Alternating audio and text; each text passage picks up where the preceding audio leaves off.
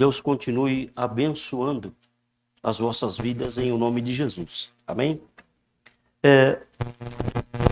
Eu estou incumbido nesta manhã de falar, dar continuidade aqui a essa série de pregações sobre as emoções. E eu quero agradecer a Deus pelas pregações anteriores,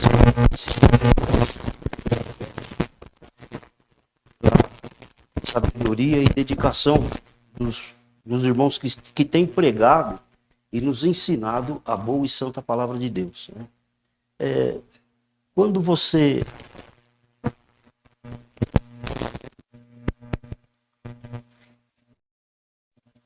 fica incumbido de uma tarefa aonde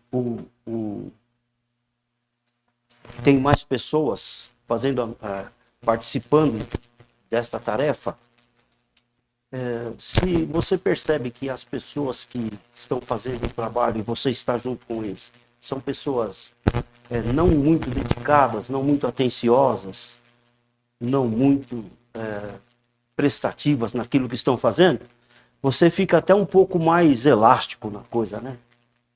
Se eles não estão fazendo tão bem como deveriam fazer, por que eu tenho que me preocupar em fazer uma coisa parecida ao que eles estão fazendo, ou até mesmo, às vezes, que supere isso? Porque quando a gente trabalha em conjunto, irmãos, nós somos assim muito levados a ficar analisando quem está do nosso lado, fazendo o mesmo serviço.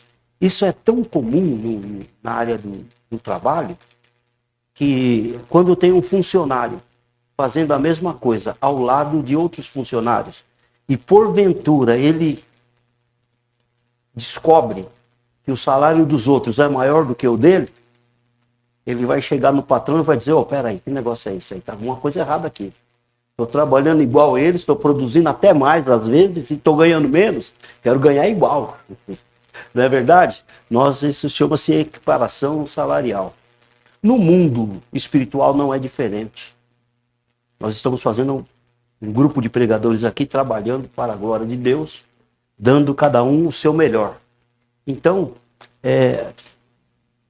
tendo isto em ponto princípio, a gente começa a perguntar para a gente mesmo: e agora? É minha vez.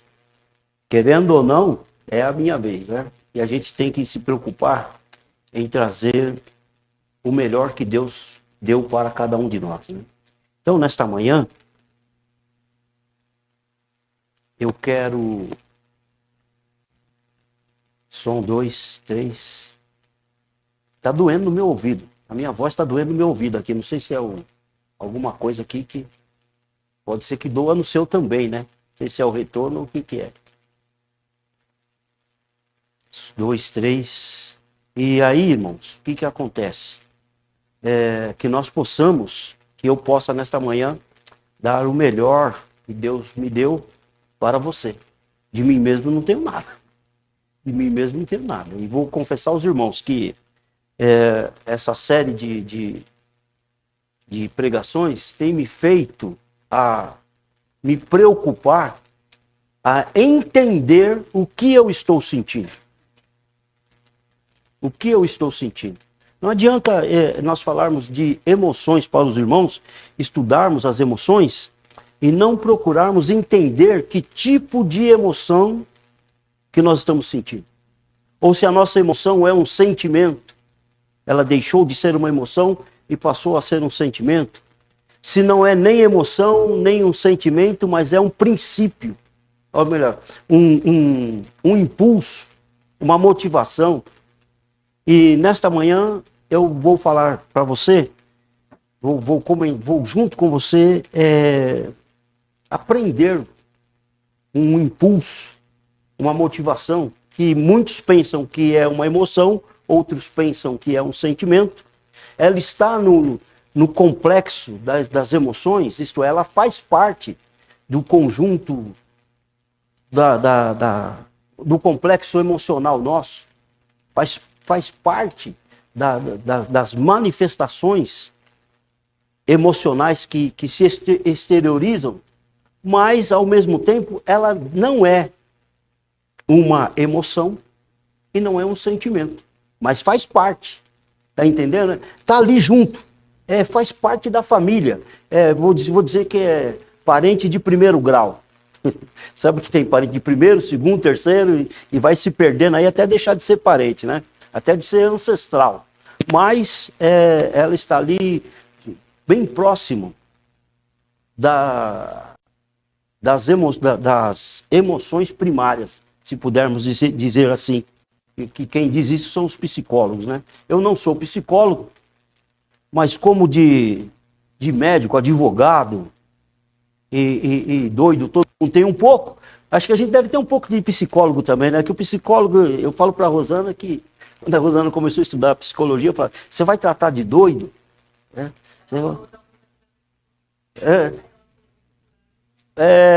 Exatamente. Aí ela falou, não é isso não, isso aí é outra parte, é outro médico, é outra ciência. Eu pensava que era tudo uma coisa só, mas aí que eu fui aprender, né? Psicologia, psiquiatria, e muito bom aprender. E antes de eu falar sobre a motivação, o impulso emocional desta manhã, eu queria dizer a você o seguinte, que eu, por muito tempo, eu olhei com maus olhos esse impulso. Porque eu não sabia o que era. Eu achava que era uma coisa. Quantas coisas que você foi ensinado e você aprendeu pensando que é, e depois você vai vivendo e descobrindo que não é. É parecido, o que é parecido não é igual. O que é parecido não é igual. E essa é uma das grandes dificuldades do nosso vernáculo, do nosso idioma. O nosso idioma, irmãos, ele diz muita coisa parecida, mas não é a mesma coisa. E a gente aprende muitas vezes. Por exemplo, quer ver só? Quem aqui gostaria de ser chamado de ambicioso? Levante a mão aí. Quem gostaria de ser chamado? 1, 2, 3. Olha só, obrigado. De 3, nós somos aqui muito mais do que 3. Mas só 3 quer ser chamado de ambicioso. Os outros, alguns... Por que isso? Porque nós não sabemos, na verdade, o que é ambição. Foi nos ensinado que ambição era inveja, que inveja é do diabo. Foi nos chamado que ser ambicioso é querer ser mais do que os outros, e a gente não pode querer ser mais do que ninguém, porque nós somos todos iguais, que é uma tremenda mentira deslavada. Nós não somos iguais. Nós não somos iguais. Nós somos iguais na criação, na feitura. Mas na existência, nós vamos nos diferenciando uns dos outros. No modo de viver, na maneira de viver, nós vamos nos diferenciando. Porque se eu fosse igual ao Péricles, qual a comida que você mais gosta? Massa. Então, ele gosta de massa, eu gosto de arroz e feijão. Aí já não somos iguais. No gosto de comer, já não somos iguais, já somos diferentes. Então nós somos diferenciados. Diga para Deus, eu sou especial. O Senhor me fez especial. Não existe outro Cláudio no universo todo, só eu. Sou o único. Vai nascer outros homens depois de mim, mas igual a mim, com essa característica única, eu sou o único.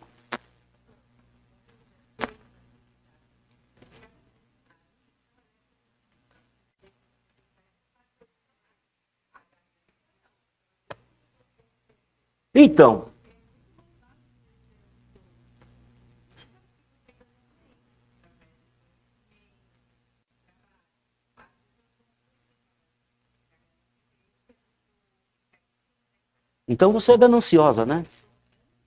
Ah, não, você é gananciosa. Você é gananciosa. Vai me desculpar, mas você é gananciosa. Não é, Daé? É ou não é? Pronto, ó, dois atrás. Você vê como é que é? Eu olhando para a Meire, do jeito que eu vejo a Meire trabalhando, para mim a Meire é gananciosa. Tá entendendo? Eu vejo a Meire se esforçando para fazer algum curso de aperfeiçoamento, fazer mentoria, aquela coisa toda. Para mim, ela é gananciosa, olhando para ela. Mas quando você senta com a Meire e ela fala assim, olha, eu tenho um objetivo de chegar em tal lugar, eu tenho tantos funcionários, eu vou gastar tanto, eu vou ter que modificar o meu jeito de trabalhar, vou ter que modificar... Aí você vai descobrir que a Meire não é gananciosa. Ela é ambiciosa. E para que isso fique bem claro, eu trouxe um vídeo para vocês nessa manhã. Se vocês quiserem sentar para cá, vocês estão aí. É um vídeo curtinho, mas ele é interessante, porque ele vai te esclarecer muitas coisas que eu não vou conseguir falar aqui no tempo. Mas você vai prestar atenção. Esse áudio, irmãos, você viu que ele fala sobre a diferença de ambição e ganância. O que nós precisamos entender e saber? Quando a ambição deixa de ser uma ambição positiva e se torna uma ambição negativa. Tanto a filosofia como a Bíblia, elas vão nos mostrar, tanto a filosofia como a Bíblia, que a ambição ela pode ser corrompida. E aí que entra a dificuldade. Aí que entra o problema e os reflexos disso na nossa vida diária, no nosso lar, no nosso trabalho, aonde nós estivermos. Porque uma ambição, depois que ela passa a ser ganância, ela vai só destruir tanto o ganancioso como aqueles que estão em volta de si. A ambição, historicamente, ela tem sido o sucesso, nós vamos ver, de grandes construções. E, ao mesmo tempo, quando ela é corrompida para a ganância, a destruição de grandes civilizações. Nós temos pessoas aí, como exemplo de homens ambiciosos, que fizeram grandes coisas por sua nação, por sua família, pelo mundo, pela humanidade. E nós vamos ver que alguns desses homens ultrapassaram o limite da ambição e entraram na ganância e também destruíram tudo que fizeram com as próprias mãos. Nesta manhã, eu quero, junto com você, ler a palavra de Deus em Gênesis, capítulo 25, melhor dizendo, capítulo 25, Gênesis, capítulo 25, versículo 29 ao 34. Gênesis, capítulo 25, versículo 29 ao 34.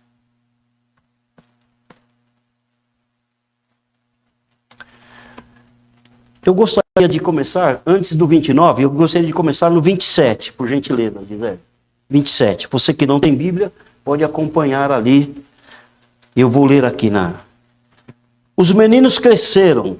Esaú se tornou um caçador habilidoso que vivia ao ar livre, enquanto Jacó era mais pacato e preferia ficar em casa.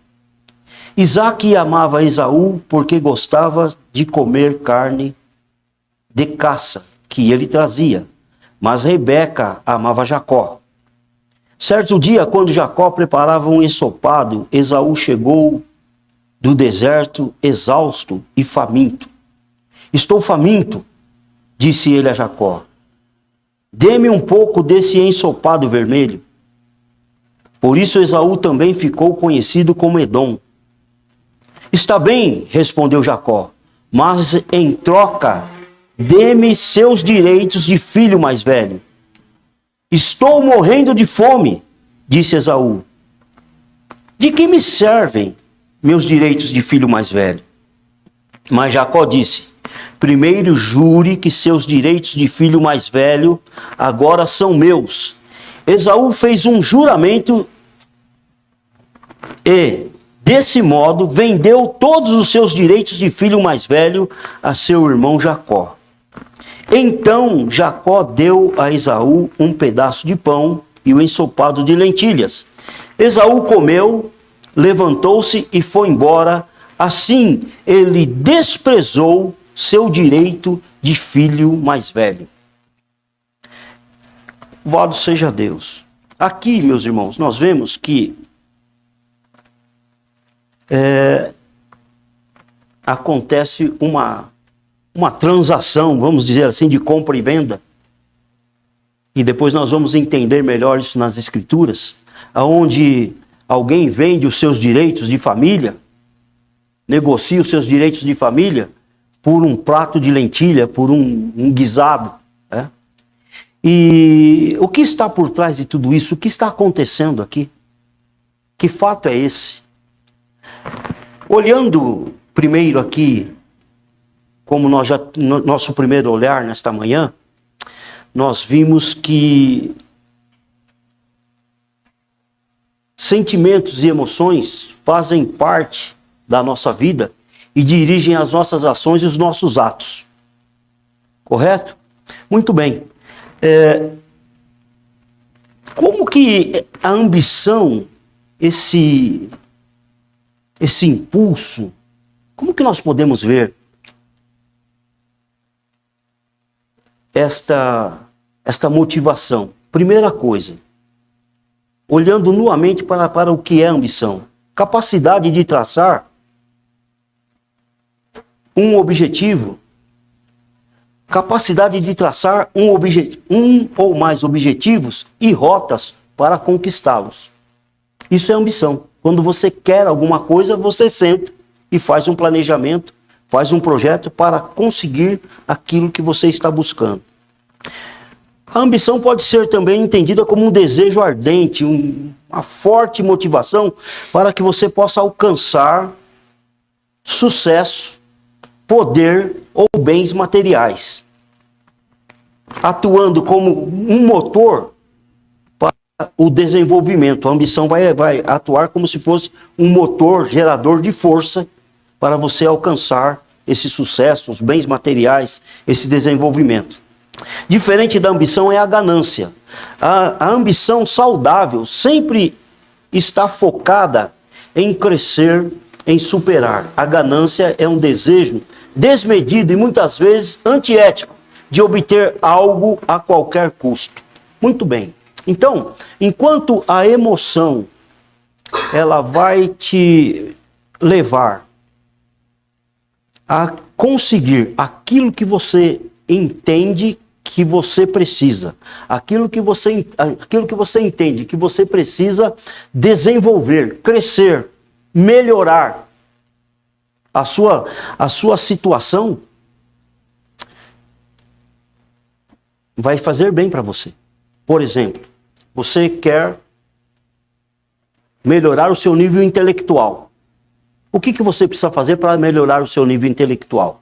Você precisa estudar. O único jeito de você melhorar o seu nível intelectual é você estudar ou andar com quem sabe mais do que você. Você quer melhorar você quer ser um especialista na sua profissão? Você vai ter que buscar conhecimento. Você deseja ter uma mobília melhor na sua casa. Então você vai procurar o quê? Ajuntar dinheiro, ganhar dinheiro para comprar uma mobília melhor. A ambição sempre vai te levar a melhoras, seja ela intelectual, seja ela material, seja ela física, seja a melhora que for, desde que ela traga benefício para você e para a sua família, para as pessoas que estão em sua volta. Geralmente, as pessoas que têm ambição, elas querem sair de uma posição de inferioridade. Elas se sentem incapacitadas, inferiores a outras posições, onde estão outros em posições melhores do que ela, e ela vai desejar esta melhora para si. E esta melhora para si vai melhorar também a vida de todos aqueles outros que estão em sua volta. Esse é o entendimento de ambição. Quando você quer alguma coisa Se você deseja esta coisa, você tem um ardente desejo, mas você não se preocupa com os meios de alcançar aquilo que você está desejando, você quebra os padrões éticos. Mas você quer tanto aquilo que você não se preocupa com os padrões éticos. E aí isso já não é mais ambição, é ganância. Deu para entender? Por exemplo, eu quero trocar de carro. E eu quero... Como é que é aquele carro que a senhora fala? Um SUV. É bom o carro, pastor Douglas? Um SUV? Eu quero um SUV. Mas o meu salarê, tá entendendo? Não deixa eu ir até o SUV. Não deixa eu ir até o SUV. Mas eu sou convidado, como eu sou uma pessoa honesta, padrão para a sociedade, eu sou convidado por um lavador de dinheiro para deixar o dinheiro dele ser depositado na minha conta, depois eu tiro da minha conta e mando para a conta dele de novo. Não precisa ser muito não. R$2.000 por mês. E para você fazer isso, você vai ganhar 800. Eu deposito 2 na sua conta, você me devolve 1.200, 800 fica para você. E 800 dá para mim pagar a prestação do SUV. Tá entendendo? Eu quero o SUV demais, eu não tenho outra oportunidade. O meu salário não chega, né? Não chega, ele não alcança.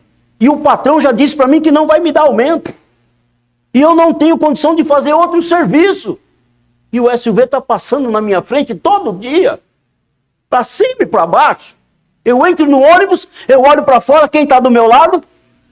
Eu saio na porta do condomínio, quem está passando na minha frente? O SUV. Eu venho para o culto. O que tem estacionado na frente da igreja? Um SUV, rapaz. Não tem como não desejar. Então, e a oportunidade de comprar esse SUV está debaixo do meu nariz, sem muita força, sem precisar me mover, sem precisar pedir emprestado para ninguém. Está aí. E eu, alegremente, aceito o depósito de todo mês, R$2.000 sem procedência na minha conta. Que beleza, que maravilha. Comprei o SUV. E agora, para não achar que eu sou assim muito inteligente e que as coisas, que Deus está comigo, o anjo de Deus me mandou, o anjo de Deus está botando todo mês R$2.000 na minha conta. Que coisa, né, irmãos? Que coisa gloriosa, né? E agora eu não parou aí? Não parou aí.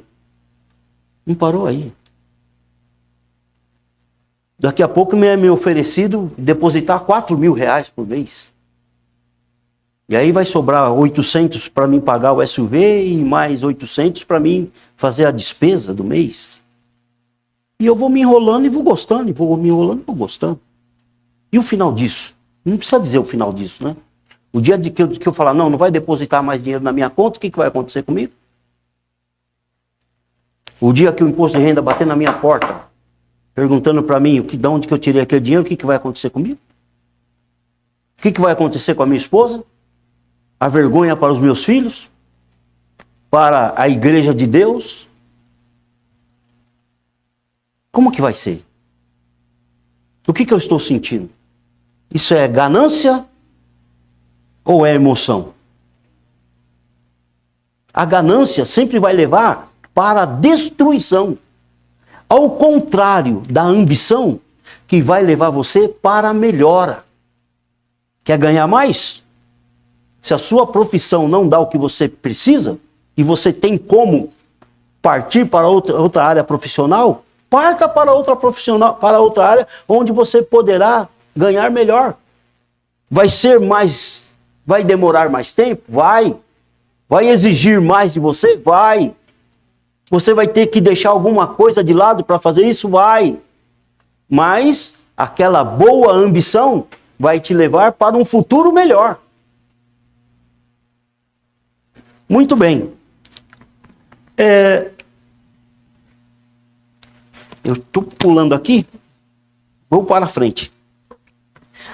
Então, as características de uma ambição saudável, ela orienta você a objetivos, ela persiste no tempo, ela envolve planejamento e ela é ligada à motivação e valores pessoais. A ambição só vai fazer bem para você, então. Concordam comigo? Essa ambição saudável só vai fazer bem para você. O que a Bíblia e a filosofia vão nos mostrar é que existe uma ambição chamada negativa, que é a ambição egoísta, e ela pode estar relacionada a atitudes não éticas, né? Vamos chamar de atitudes ilícitas. A Bíblia vai nos falar a respeito desta ambição egoísta, que é a ambição que só está preocupada consigo mesmo. A minha ambição, ela está preocupada apenas com o meu bem-estar. E esta ambição, ela é condenada na Bíblia.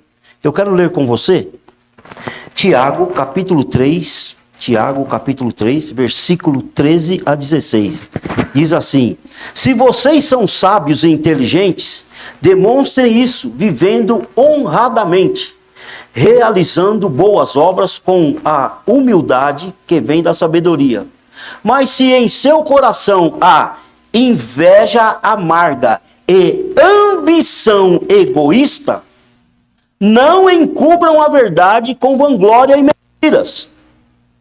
Porque essas coisas não são a espécie de sabedoria que vem do alto. Antes, são terrenas, mundanas e demoníacas. Pois onde há inveja e ambição egoísta, também há confusão e males de todo tipo. Percebeu aí? Percebeu? A linha entre a ambição egoísta, que é chamada também de ambição negativa, ela está muito próxima da ambição positiva. É só você não ter controle na ambição, sobre a ambição que você tem ou que eu tenha, que nós vamos nos perder e essa ambição vai se tornar uma ambição egoísta. E quem é que fomenta? Quem é que alimenta a ambição egoísta? Quem? O diabo. É por isso que nós, muitas vezes, não queremos nem falar em ambição, com medo do diabo. Olha só, o medo do diabo, o medo religioso, os medos que são impostos sobre nós, nos afasta de uma coisa que é boa para nós, que é a ambição. Quando se fala ambição, só 3 aqui levantou a mão, os outros não, eu não quero ser ambicioso não. Eu não quero. Por que não quero? Porque a ideia que é passada para nós, religiosamente, é que ser ambicioso não presta. Por quê? Porque a ambição leva à prosperidade. Aí vem a religião e toma conta da ambição e traz a ambição para a doutrina da prosperidade. E a doutrina da prosperidade é correr atrás dos bens materiais. E correr atrás dos bens materiais não é coisa para quem é espiritual. E aí a ambição, irmãos, a gente começa a entender a ambição como um diabo de 7 chifres, com 10 cabeças. E a gente não quer nem saber de falar de ambição, mas a Bíblia não está falando da ambição. A Bíblia não condena a ambição positiva. Eu vou chamar de ambição altruísta. Que é a ambição quando eu quero o bem para mim e que o bem que Deus está me dando também sirva para beneficiar todos que estão em minha volta.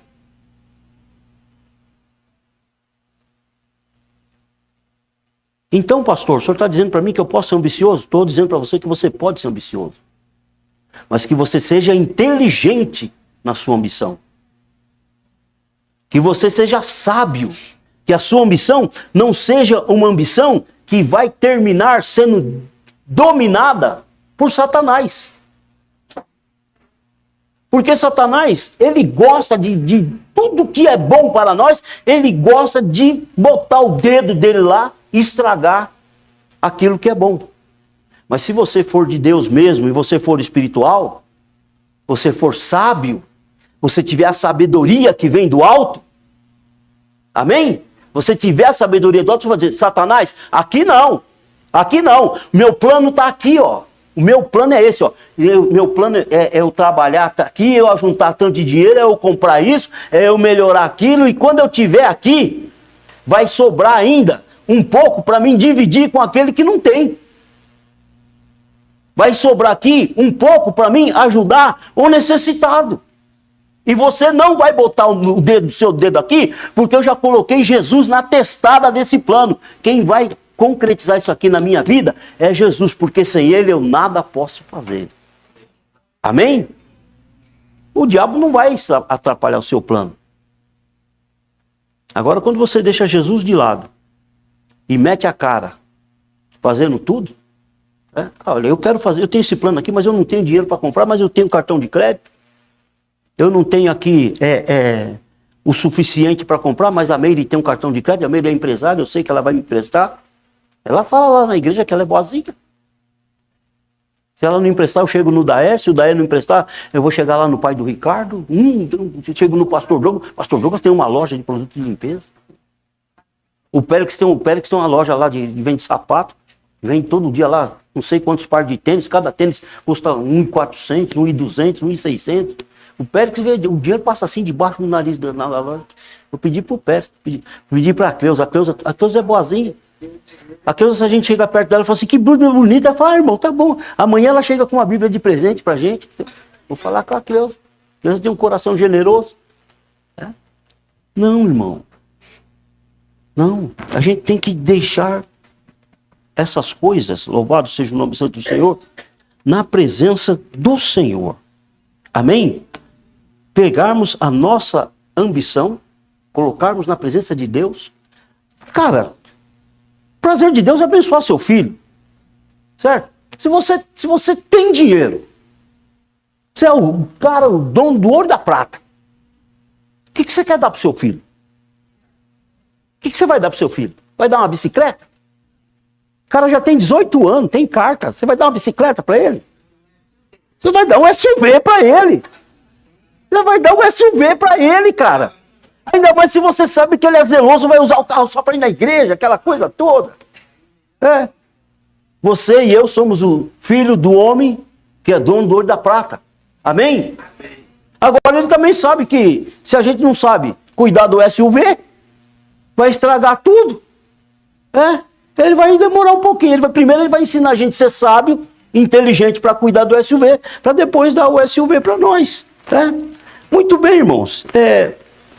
Vamos então agora para o texto que nós lemos aqui na Bíblia, depois a gente entender o que é a ambição e saber que, de novo, ambição é você buscar a sua melhora, você planejar a sua melhora e você também poder melhorar tudo para aqueles que estão em sua volta.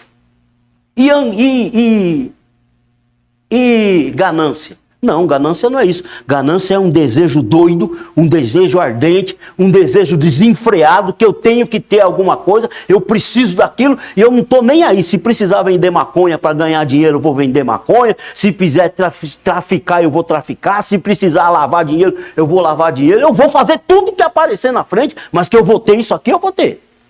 Não importa a consequência, mas eu vou ter. Então a gente já sabe a diferença entre ser ganancioso e a ganância, irmãos. Tem outra coisa, a ganância ela está perto da cobiça. São irmãs gêmeas, mas não são a mesma coisa.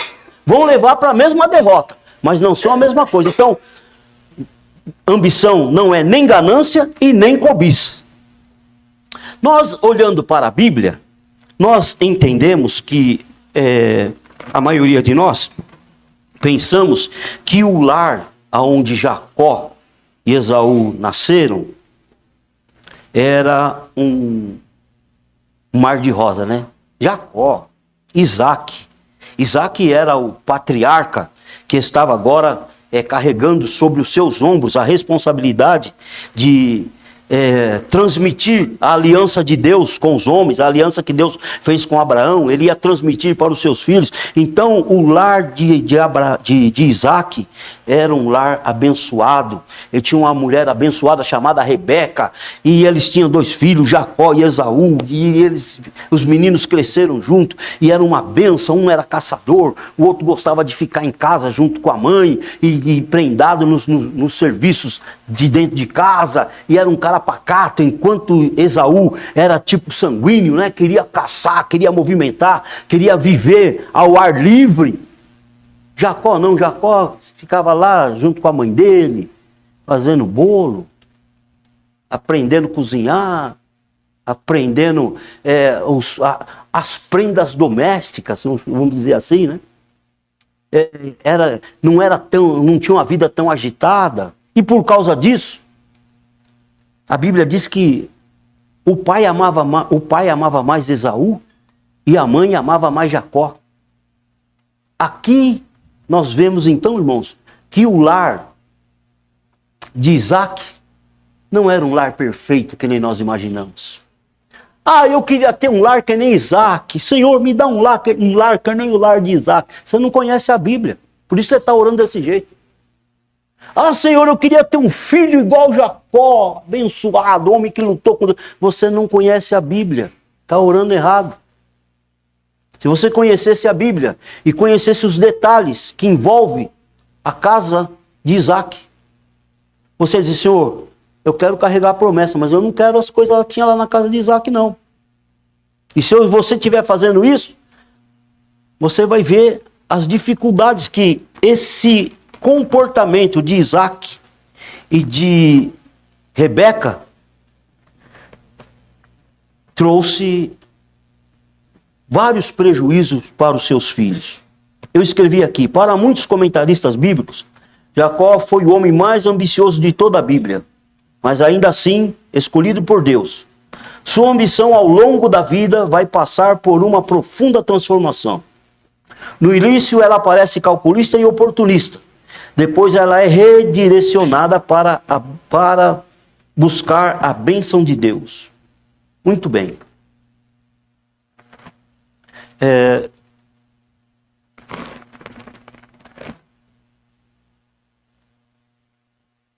A leitura bíblica. Vamos ler. Vamos ler Gênesis capítulo 15, versículo 19. 15 a 19. E eu quero falar do primeiro momento, para nós entendermos o que acontece aqui com esses moços e dentro dessa casa. Quando chegou a hora de dar à luz, Rebeca descobriu que de fato eram gêmeos. O primeiro a nascer era ruivo e coberto de pelos, por isso o chamaram de Esaú. Depois nasceu outro gêmeo com a mão agarrada ao calcanhar de Esaú, por isso o chamaram de Jacó. Isaac tinha 60 anos quando os gêmeos nasceram. Esaú vende seu direito de filho mais velho. Os meninos cresceram. Esaú se tornou um caçador habilidoso que vivia ao ar livre, enquanto Jacó era mais pacato e preferia ficar em casa. Isaac amava Esaú porque gostava de comer carne de caça e que ele trazia, mas Rebeca amava Jacó. Certo dia, quando Jacó preparava um ensopado, Esaú chegou do deserto exausto e faminto. Estou faminto, disse ele a Jacó.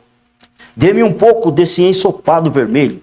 Por isso Esaú também ficou conhecido como Edom. Está bem, respondeu Jacó, mas em troca, dê-me seus direitos de filho mais velho. Estou morrendo de fome, disse Esaú. De que me servem meus direitos de filho mais velho? Mas Jacó disse: primeiro jure que seus direitos de filho mais velho agora são meus. Esaú fez um juramento. Desse modo, vendeu todos os seus direitos de filho mais velho ao seu irmão Jacó. Então Jacó deu a Esaú um pedaço de pão e o ensopado de lentilhas. Esaú comeu e levantou-se e foi embora. Assim ele desprezou o seu direito de filho mais velho. A dificuldade aqui começa lá no nascimento. Quando os gêmeos nascem, acontece um fato marcante. E esse fato eu não vou poder comentar ele todo aqui, porque não é o nosso objetivo nesta manhã. Mas quando você ler, você volte a esse fato. Quando eles nascem, Esaú nasce primeiro, Jacó nasce em seguida, mas agarrado. Quando um está saindo do ventre da mãe, o outro já nasce agarrado no calcanhar do seu irmão. A mão dele já aparece ali. Como se ele quisesse puxar o outro para trás e ele nascer primeiro. O nascer primeiro, o filho mais velho, na cultura judaica, era, irmãos, um privilégio imenso. Ele tinha direitos que nenhum dos outros filhos teria. E os direitos seriam o seguinte, olha só. Primeiro, ele tinha o direito de liderar a família. Poder. Porção dobrada na herança. Riqueza. E continuidade, no caso aqui, o filho mais velho teria a condição de continuar carregando a promessa divina que Deus tinha feito a Abraão. Veja só, esse Jacó aqui, ele cresce num lar onde o pai dele já tem uma preferência pelo seu irmão. Esse seu irmão é muito mais privilegiado por causa dele, segundo os direitos familiares. Ele está em segundo no nascimento, ele está em segundo na preferência do pai, ele está em segundo nos direitos. Como que você se sentiria diante de tudo isso? Ele se sente muito mal. Ele se sente um zero à esquerda. A mãe o amava, mas a mãe naquele tempo não apitava nada dentro de casa. Só servia para dar pitaco. E se o pai quisesse ouvir a mãe, tudo bem. Se o pai enjoasse de ouvir a mãe, ele simplesmente ia dormir com a concubina. Ele não queria ouvir a mãe.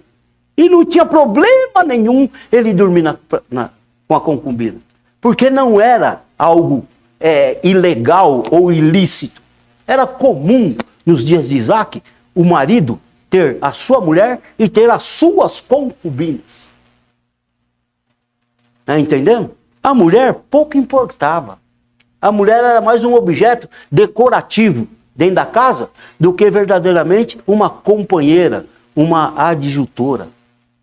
Esse Jacó, ele vê o tratamento que o pai dá ao seu irmão, vê o tratamento que o pai dá à sua mãe, vê a riqueza que o pai tem, olha para o mundo, as leis morais e costumeiras e legais da sua época e pensa o seguinte: pô, cara, eu nunca vou ser nada nesse negócio. Eu nunca vou ser nada, mas eu quero ser. Ambição. Eu quero ser. Eu quero ter o que o meu irmão tem. Eu quero ter o que o meu irmão tem. Eu quero ser o que o meu irmão é. Não há pecado nenhum nisso. Como nós já vimos, a ambição que ele tinha era uma coisa boa. Muito bem. Vamos lá. Olha só. A maioria das pessoas aceitaria a posição de segundo. Jacó não aceitou. Olha só. Presta atenção. A posição de segundo filho. Eu escrevi aqui. Não dava direito à condição mais elevada. Ia ser segundo pelo resto da vida. Segunda coisa. A posição de filho. De segundo filho. O fazia se sentir inferior a seu irmão Esaú. Eu nunca vou ser igual Esaú. A posição de segundo filho era um obstáculo, um impedimento legal. Isto é, estava na lei costumeira. O segundo nunca vai ser. Só o primeiro pode ter direito de alcançar o patriarcado da família. Só o primeiro vai poder ser o chefe da família. O segundo jamais. Poderia. E agora, como é que eu vou fazer para ter conseguir esse negócio? Jacó começou a pensar. Jacó começou a ambicionar ter o direito à primogenitura. Eu quero esse negócio, é bom. Se eu for o primeiro, eu vou administrar a família. Se eu for o primeiro, eu vou ter direito à maior parte da riqueza do meu pai. E meu pai não é pobre não, cara. Meu pai é o cara mais rico da região. É o rei do gado. O rei do café. O rei do petróleo. O rei do ouro. É o Elon... como é que é? Musk. Como é que é o primeiro nome dele? O Elon Musk. Tá fazendo carro voador aí. É o meu pai. Eu vou ter direito a esse negócio todo. Muito bem. O direito de primogenitura poderia ser adquirido, alcançado de outra forma? É uma pergunta. Poderia. Em que casos? Em casos excessivos. Em raras exceções. O segundo poderia chegar a ser, tomar o lugar, a posse do primeiro. Ser o primeiro. Em que situações? Em Crônicas, 1 Crônicas, capítulo 5, versículo 1, eu não vou ler para você, vai mostrar uma exceção dessa. Alguém lá pratica um ato hediondo, e por causa desse ato hediondo, ele perdeu o lugar da primogenitura. Mas aqui no texto que nós acabamos de ler, nós vemos que Jacó negociou com Esaú o direito de primogenitura. Ele comprou do seu irmão. E o seu irmão ratificou a venda com um juramento. Ele comprou o direito de primogenitura de Esaú por um prato de lentilha, um ensopado. O Esaú chegou doido de fome, Tô doido de fome, tô doido de fome, tô doido de fome. Cuidado, irmão, quando você começar a falar que você está muito doido, é bom você ficar calminho. Porque a tua doidura vai te levar pro brejo. Eu tô doido de fome, eu quero comer, me dá, eu quero comer. Opa, peraí. Você quer comer? Jacó, como um bom salim. Jacó era judeu, mas como um bom salim, como um bom negociador, e judeu é bom negociador, o que ele fez? Se aproveitou aquela oportunidade e usou de uma astúcia. Você está com fome? Tô. Você quer comer? Quero. Me vende o direito de primogenitura. E por que Jacó sabia que o direito que Saul não se importava muito com o direito de primogenitura? Porque o direito de primogenitura envolvia algumas responsabilidades. E envolvia algumas características que no caráter de Esaú não havia. Quem tinha o direito de primogenitura tinha que zelar pelo direito. Tinha que demonstrar um respeito por aquele direito. Tinha que mostrar que era responsável para continuar com a existência daquele direito, preservar aquele direito para toda a família. Porque já que o direito era um direito que lhe dava, lhe entregava o futuro e o sucesso da família em suas mãos. E Jacó não via isso em Esaú. Então Jacó se aproveita desta oportunidade para comprar o direito de seu irmão. E ele adquiriu o direito de seu irmão. Vendeu.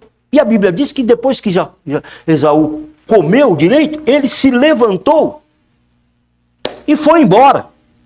Ele simplesmente desprezou. A Bíblia está dizendo que ele desprezou o direito de filho mais velho. Um tão ambicioso e o outro tão relaxado, né? Agora, O que Jacó fez estava certo ou estava errado? O que Esaú fez estava certo ou estava errado? Porque a gente vai condenar muito Jacó, né? A nossa tendência é jogar a carga pesada nas costas, porque Jacó era suplantador, Jacó era enganador, ele era. Então você tem que entender, e eu tenho que entender, irmão, que o inferno vai criar situações propícias aonde você pode ter um deslize por um momento, e esse momento atrapalhar a tua vida por longos e longos anos, por causa da ambição não descontrolada. Olha aqui, o que Jacó faz aqui com o seu irmão vai lhe custar muito caro. Vai lhe custar muito caro. Mas Jacó não para por aqui. Nós vamos ver que ele não para por aqui, né? Depois que Jacó faz esta situação, nós vamos ver Jacó em um segundo momento. Em Gênesis capítulo 27, versículo do 1 a 40, Jacó vai receber a bênção de seu pai, Isaque, por meio de outro engano. Ele vai enganar o seu pai dessa vez. Porque ele recebe o direito de primogenitura, mas para que ele execute esse direito, ele vai precisar, como se, vamos dizer assim, como de uma homologação, um reconhecimento de uma autoridade maior. Ele compra do seu irmão o direito de primogenitura, mas quem vai dizer que esse direito é válido mesmo é a bênção que o pai vai dar para esse irmão mais velho. E um determinado dia, Sara andando lá pela sua casa, escuta Isaque dizendo que já está cego, já está velho, já não está mais tendo capacidade de administrar os seus bens, que ele vai agora abençoar Esaú com a bênção do patriarcado. Rebeca sai desesperada, com a mão na cabeça, procurando Jacó. Acha Jacó lá dentro da casa e fala: Jacó, vem cá. Jacó, preciso conversar com você. Jacó, a gente precisa tomar uma medida urgente aqui agora. Se a gente não fizer agora, imediatamente, você nunca vai ser o primeiro. Você nunca vai ser o patriarca dessa família. Olha o seguinte, eu acabei de ouvir teu pai falando que vai abençoar Esaú. Mas você vai ser abençoado no lugar dele. Jacó e Rebeca fazem um coluio. Sabe o que é um coluio? É quando duas pessoas se ajuntam para prejudicar um terceiro, mas com meios ilícitos, com meios enganosos, com atos que são chamados atos viciados. O que é um ato viciado? É um ato, é uma boa intenção, mas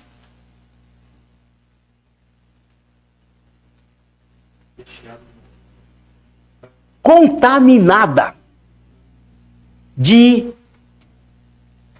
coisas que não são aceitas moralmente. O negócio é o seguinte: teu pai não está cego? Está cego. Teu pai já não está ouvindo muito bem? Teu pai já não está velho? Teu pai já não está gagá? O velho está lá, morre não morre, cara. Teu pai vai morrer a qualquer momento. Por isso que ele já mandou chamar Esaú e falou: vai lá, caça lá, traz para mim, eu vou te abençoar. Teu pai está morrendo. O negócio é o seguinte: ou você aproveita esses minutos agora, esse momento agora, ou você vai perder a bênção da primogenitura, cara. Mas mãe, eu não vai dar. Dá, claro que dá. Dá. Parece que eles eram brasileiros, né? Vamos dar um jeitinho aqui. Vamos dar um jeitinho aqui. Vamos dar um jeitinho. Ó, eu vou fazer. Pega lá dois cabritos lá, dois cordeiros que tá no ponto para ser cozinhado, assado, traz aqui para mim, eu vou fazer um guisado para o seu pai, você vai levar o guisado para o seu pai, mas mãe, o Esaú tem as suas características, ele tem o cheiro de caçador, eu estou cheirando aqui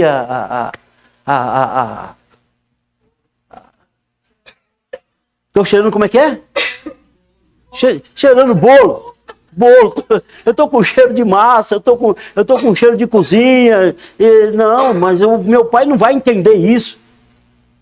Não, você vai fazer o seguinte, eu vou fazer o guisado, eu vou fazer, seu irmão tem característica diferente de você, ele é peludo, você é liso, eu vou pegar e vou cobrir as suas partes, o seu braço, o seu pescoço com a lã do cordeiro que está sendo morto aqui, você vai, eu vou botar a roupa de Esaú sobre você, você vai começar a cheirar igual o seu irmão, você vai imitar a voz do seu irmão, você vai lá e leva para o teu pai e fala que você é Esaú, e foi assim. A Bíblia vai mostrar para a gente aí, no capítulo 27, como que Isaac foi enganado. Foi enganado. Resumindo a história, foi enganado. Abençoou seu filho Jacó, pensando que é Esaú. Tá tudo certo? Tá tudo certo. Recebeu a bênção? Recebeu a bênção. Por meios ilícitos? Não. Através de um engodo, através de um engano. Ganância ou ambição? Ganância. O resultado da ganância sempre é negativo. O resultado da ganância sempre é negativo. Jacó acaba de sair da presença de Isaac. Quem entra? Esaú. Esaú lamenta que foi enganado uma vez por Jacó? Não, duas. Olha só. Gênesis 27, 35 e 37. Mas Isaac disse: seu irmão esteve aqui e me enganou. Levou embora a bênção que pertencia a você.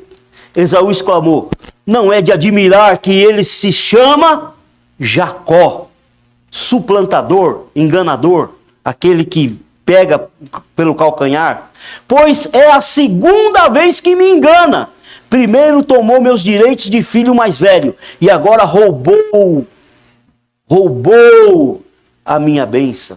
O Senhor não guardou uma bênção sequer para mim? Isaac disse a Esaú: fiz de Jacó o seu senhor e declarei que todos os irmãos dele o servirão. Garanti a ele fartura de cereais e vinho. O que me resta dar a você, meu filho? O que me resta dar a você? Já dei tudo para o seu irmão. Muito bem.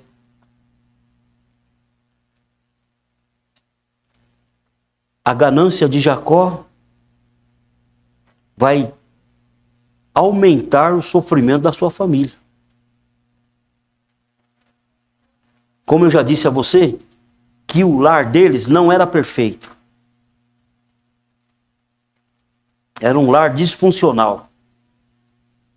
A preferência dos filhos criou essa rivalidade. Os filhos não estavam... Na verdade, irmãos, os filhos começaram a disputar o amor do pai e da mãe. O filho que era amado só pela mãe já tinha o amor da mãe. Vai buscar o amor do pai. O filho que tem o amor só do pai vai buscar só o amor da mãe. E eles começam a brigar. Aquela rivalidade se tornou numa disputa duradoura dentro de casa. E essa disputa duradoura, esse que é o cerne da situação. A disputa entre os irmãos para que aquele que se sente inferiorizado tente ser o menor, o melhor. Vá para uma posição mais vantajosa. E o outro que não está sendo inferiorizado, ele não está preocupado com isso. Ele está preocupado só de ter o amor da mãe. Mas no fundo, o que eles querem aqui? Amor. Amor. Amor. A falta de amor vai desequilibrar qualquer lar, irmão. A falta de amor. Às vezes nós achamos que fazendo uma preferência dessa, nós não vamos ter um resultado negativo. Infelizmente, nós somos assim. E se você quer ver a coisa ficar muito difícil para nós que somos pais e mães, é quando nós temos um filho que nos traz transtorno. E tem o filho obediente e tem o filho que nos traz transtorno. O filho obediente, ele não entende por que nós, os pais, muitas vezes fazemos coisas para esse filho que traz transtorno e merecedor. O que é obediente jamais aceita. É difícil a gente tem que ter, se você tem esse tipo de dificuldade, peça a Deus sabedoria e graça. Porque Deus, ele dá quem pede, dá com liberalidade. Amém? Ele vai te dar graça e sabedoria para você entender isso. Eu sei que eu estou falando para um grupo de pessoas pequeno, mas tem gente na live e tem alguém aqui entre nós que deve ter esse tipo de experiência. De ver um que só dá dor de cabeça. Não era o caso de Esaú. Em tese, não era o caso de Esaú. Porque Esaú tinha ali o seu lar, tinha ali os seus afazeres, gostava de caçar. Mas não disse que Esaú era um cara desobediente. Esaú tinha dado lá um problema lá com o seu pai, para o seu pai e para sua mãe, que ele tinha casado com mulheres fora da tribo. Naquele tempo era um escândalo casar com alguém que não fosse da própria tribo, da própria família. Mas fora disso, não fala outra coisa que Esaú dava desgosto. Mas Jacó não, Jacó era o cara dentro de casa, o cara pacato, o cara que conversa com todo mundo, que tem paz com todo mundo, que se dá com todo mundo, e até aí, antes de dar os passa-moleque no seu irmão, eles se davam bem. Havia essa ambição, mas ela estava controlada. Quando a ambição se torna ganância, a coisa começa a desequilibrar mais ainda. Então, é necessário que nós, os pais, tenhamos essa linha ao olharmos para os nossos filhos. Caso você estiver olhando, amando mais um do que o outro, você está amando mais o Pancrácio do que o Pafúncio, está amando mais a Belarmina do que a Antonina, está entendendo? Procure equilibrar essa coisa aí. Procure equilibrar. Porque nós temos capacidade para isso. O Espírito Santo nos capacita. Se nós não tivermos, vamos pedir ao Espírito Santo. Para que nós não criemos uma disparidade emocional dentro da nossa própria casa. Uma disfunção dentro do nosso próprio lar. Porque é muito triste, vou falar para você, é muito triste você ver seu pai e sua mãe se dedicando a uma pessoa que é um desperdício na vida, desperdiçando todos os seus bens, desperdiçando a sua moral e trazendo só transtorno para a família, e você do lado de cá, sendo obediente, fazendo tudo para a sua casa ser honrada, não ter a mesma atenção do seu pai e da sua mãe, como o outro que, aos seus olhos, não entende nada. Eu vou falar para você, experiência aqui, eu tive eu sou fruto de uma disparidade dessa. Mas Jesus me curou. Jesus me curou. Porque o meu pai, ele sabia conversar. Um dia meu pai sentou comigo e conversou comigo uma coisa que eu nunca esqueci, eu nunca esqueço até hoje. Ele falou assim: você não precisa brigar pelo meu amor, eu te amo. Eu sou seu pai. Eu sou seu pai. Você pode pensar que não, que eu dou mais atenção para o seu irmão, mas eu sou seu pai. E eu te amo do mesmo jeito. É na sua cabeça que você está criando essas coisas que você está criando. De fato era mesmo.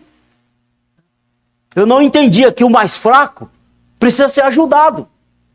E às vezes você que é mais forte, ou eu que na época em mim pensava que era mais forte, achava que não, que o mais fraco não merecia ser ajudado porque só dava transtorno.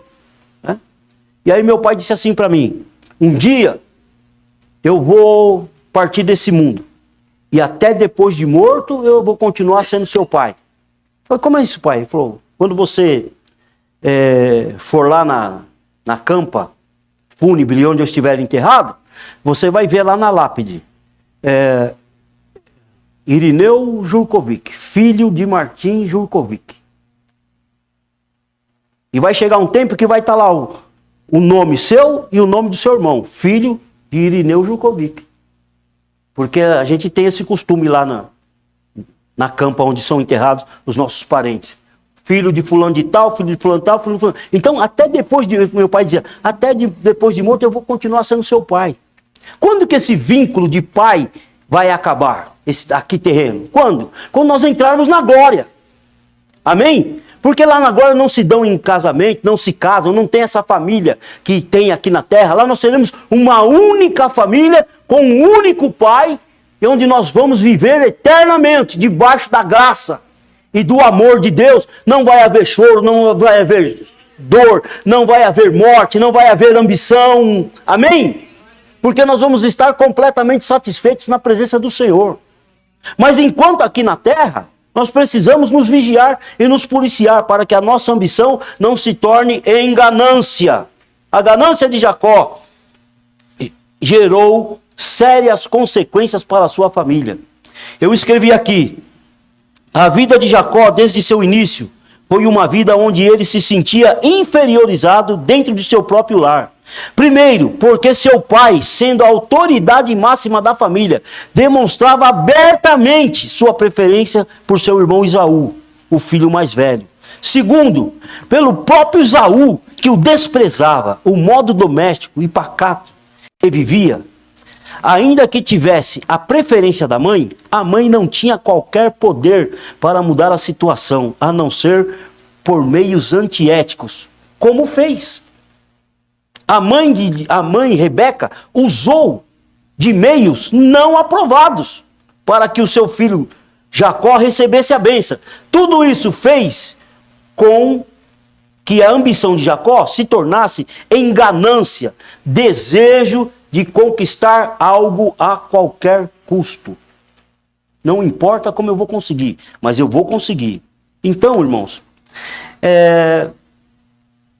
essa questão na casa de Jacó gerou guerra logo em seguida.